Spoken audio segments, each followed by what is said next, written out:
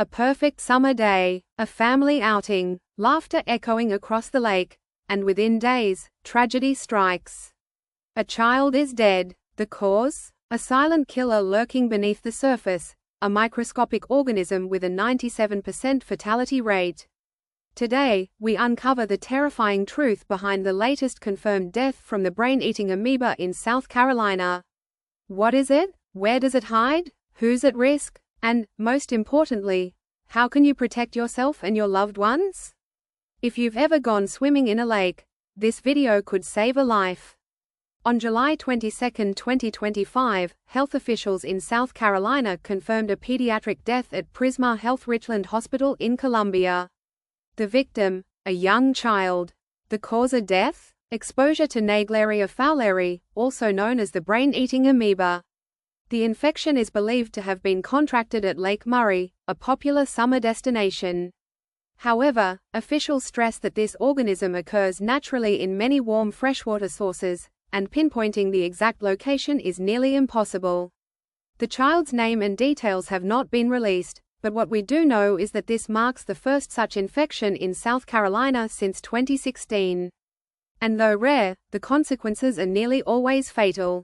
Naegleria fowleri is a single-celled amoeba found in warm freshwater environments, like lakes, rivers, hot springs, and even poorly maintained pools.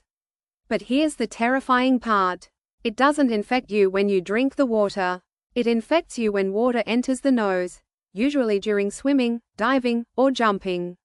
Once inside, the amoeba travels through the nasal passages, up the olfactory nerve, and into the brain, causing a rapidly fatal infection known as primary amoebic meningoencephalitis, or PAM.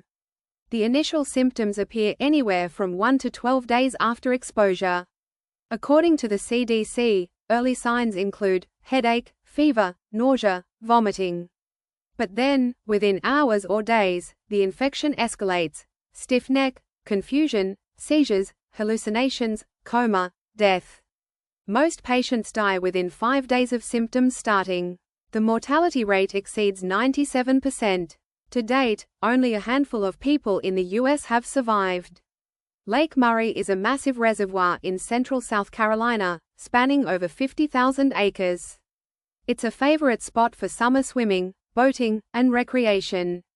But in the heat of July, when water temperatures exceed 77 degrees Fahrenheit, 25 degrees Celsius, Naegleria thrives. Officials believe the child was exposed while swimming during the peak of the summer heat. They stress that Naegleria fowleri cannot be seen, smelled, or tasted, and there's no way to detect it without a lab. This organism hides in plain sight, and its danger lies in the fact that most people don't even know it exists. Naegleria fowleri doesn't give your immune system time to fight back. The moment it reaches the brain, it begins destroying brain tissue rapidly.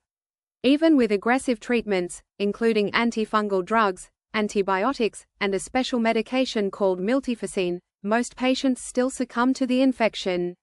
The CDC has confirmed fewer than 10 infections per year in the United States. But nearly all are fatal. And here's the unnerving part: not all swimmers get infected.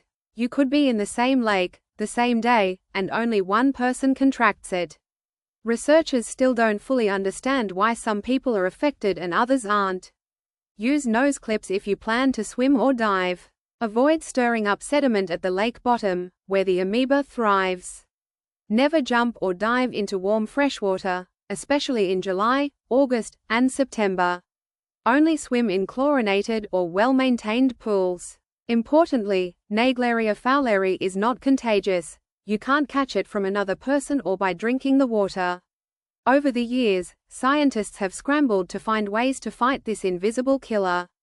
Treatments have included miltefosine, an antiparasitic drug that's shown promise in lab tests, rifampin and azithromycin, antibiotics used as part of aggressive combination therapies. Induced hypothermia, lowering the body's temperature to slow brain inflammation. But due to how fast the infection progresses, most treatments arrive too late.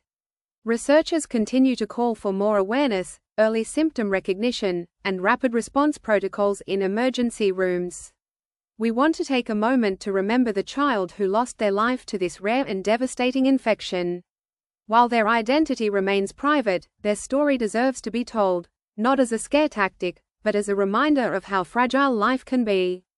To the family, our hearts are with you. To our viewers, may we stay informed, cautious, and compassionate.